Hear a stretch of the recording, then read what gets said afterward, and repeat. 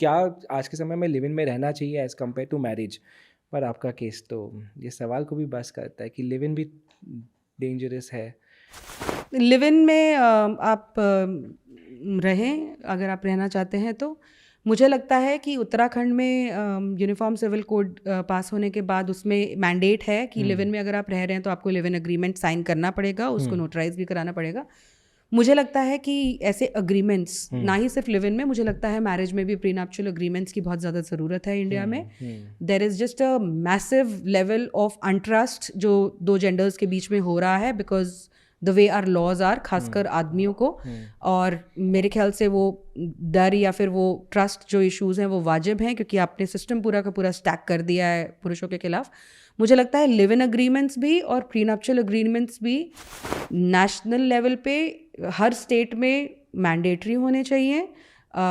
लोगों की जो अंडरस्टैंडिंग के ऊपर वो किसी रिलेशनशिप में जा रहे हैं उसको डॉक्यूमेंट ज़रूर करना चाहिए।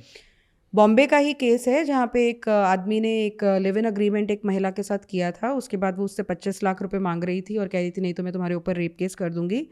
तो उस बंदे को उस लिव इन अग्रीमेंट के बेसिस पे एंड अदर सर्कमस्टेंशियल एविडेंसेस जो भी थे उसके बेसिस पे ना ही सिर्फ एंटिसिपेटरी बेल मिली, बल्कि उसके बाद पुलिस ने उस केस में क्लोजर रिपोर्ट भी फाइल की। यहाँ पे एक एडवोकेट है, एडवोकेट सुनील पांडे, उन्होंने वो केस किया था, हैट्स ऑफ टू हिम।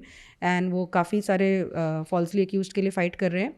और लॉयर बहुत इंपॉर्टेंट रोल प्ले करते हैं। If your lawyer is very passionate, he is very spirited, तो वो आपको जस्टिस बहुत क्विकली दिलवा सकते हैं। खासकर वो अगर ऐसे ना हो जिन्होंने आपसे पैसे ज़्यादा ऐंठने हो, तो एडवोकेट बहुत इंपॉर्टेंट है इन केसेस में। तो इस बंदे को जो है काफ़ी रिलीफ मिल गया from a false case that was filed on him, just because उन्होंने उस अग्रीमेंट में सब कुछ लिखा हुआ था, जो जिस बैकग्राउंड में वो लोग साथ में मूव कर रहे थे वो लिखा हुआ था, और दोनों के प्रॉपर साइन थे, नोटराइज था, एफिडेविट था। तो उसकी वजह से वो बंदा बच गया। अदरवाइज कितने सारे केसेस हैं लिव इन में जहाँ पे महिला जो है फिर जाके रेप केस फाइल कर देती है।